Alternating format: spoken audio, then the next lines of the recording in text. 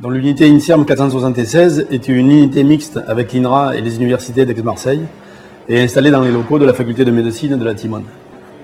Ces recherches ont pour finalité d'apporter de nouvelles connaissances sur l'assimilation des nutriments, leurs effets sur le métabolisme et leurs influences sur l'état de santé, principalement vis-à-vis des maladies cardiovasculaires, de l'obésité et du diabète de type 2.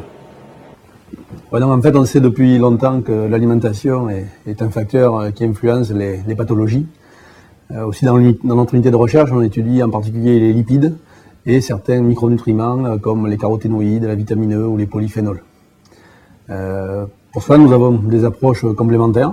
Nous étudions la digestion et l'absorption de ces molécules par l'intestin, leur devenir dans l'organisme, leurs effets sur le métabolisme, et nous étudions comment, en interaction avec le patrimoine génétique, ces nutriments peuvent soit prévenir, soit au contraire favoriser des maladies. Pour réaliser ces études, nous utilisons différentes approches. Nous travaillons avec des cellules intestinales ou des cellules de tissu adipeux en culture. Nous utilisons des animaux de laboratoire. Et puis nous réalisons beaucoup d'études chez l'homme, soit des sujets sains, soit des malades en relation avec les services de l'hôpital. Nous avons beaucoup de collaborations au niveau national et international.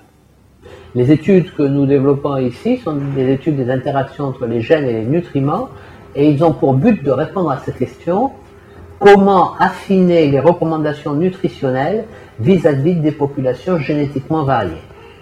Sur cette figure, nous observons que plus nous apportons de glucose à nos cellules intestinales, plus elles absorbent le cholestérol. Ainsi, grâce à cette étude, nous avons pu observer qu'il existe une relation entre nos capacités d'absorption du cholestérol et les autres nutriments ingérés au cours d'un même repas. Donc ici, nous évaluons les étapes clés de la biodisponibilité de microconstituants antioxydants apportés par des aliments d'origine végétale. Ces études sont conduites d'une part chez l'homme, mais aussi sur des modèles cellulaires, entérocytes et adipocytes, qui, avec les hépatocytes, sont des tissus clés où se module la biodisponibilité de ces substances antioxydantes.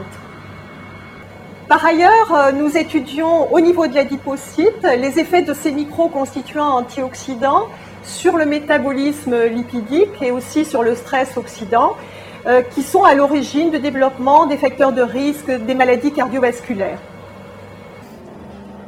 En fait, le but de nos recherches est de contribuer à améliorer les recommandations alimentaires à la population et d'aider à prévenir des pathologies comme l'obésité ou les maladies cardiovasculaires.